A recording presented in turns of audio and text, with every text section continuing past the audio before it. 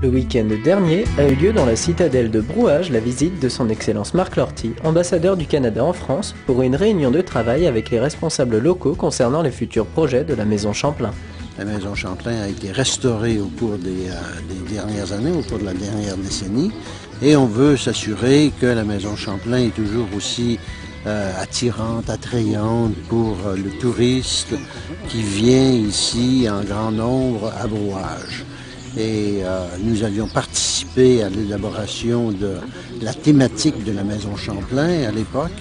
Et la réunion d'aujourd'hui de savoir si la thématique est toujours à jour. Après une visite guidée de la Halle aux Vivres, l'ambassadeur en a profité pour faire une petite visite de ces lieux dont l'histoire reste intimement liée à celle du Canada et de Québec, dont le glorieux passé est évoqué au travers de vitraux et pictogrammes de l'église de Brouage.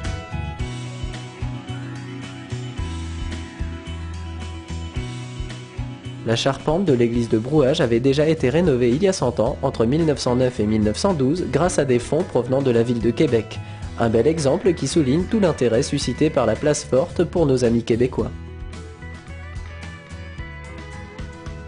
L'après-midi s'est achevé par une importante réunion de travail à la Maison Champlain, afin d'ouvrir une réflexion sur de futurs échanges intercontinentaux entre les chercheurs canadiens et français autour des thématiques de l'architecture. Nous, avec le Conseil général, on a envie de faire la maison d'architecture de la Charente-Maritime et du patrimoine. Donc le but du jeu avec le CRUE de La Rochelle et de la Charente-Maritime fait qu'en partenariat avec bien sûr les différentes instances donc, du Canada et de Québec vont échanger sur le plan architectural. On va voir si l'ambassadeur, ses désirs, ses souhaits pour le devenir de cette maison.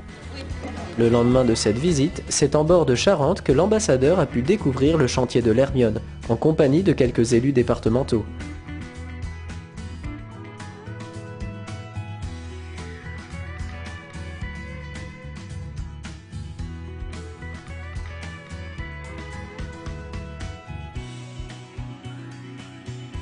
L'association Hermione Lafayette profitant de cette occasion pour offrir un livre à l'ambassadeur et le remercier de sa présence sur le chantier. Marc Lortie s'est permis de rappeler que l'Hermione avait originellement participé à la bataille de Bouisbourg, lançant ainsi une invitation à la nouvelle Hermione de revenir naviguer dans les eaux canadiennes. De nombreux Canadiens sont en effet passionnés par les grands voiliers, un important festival du bateau classique est organisé tous les ans à Montréal.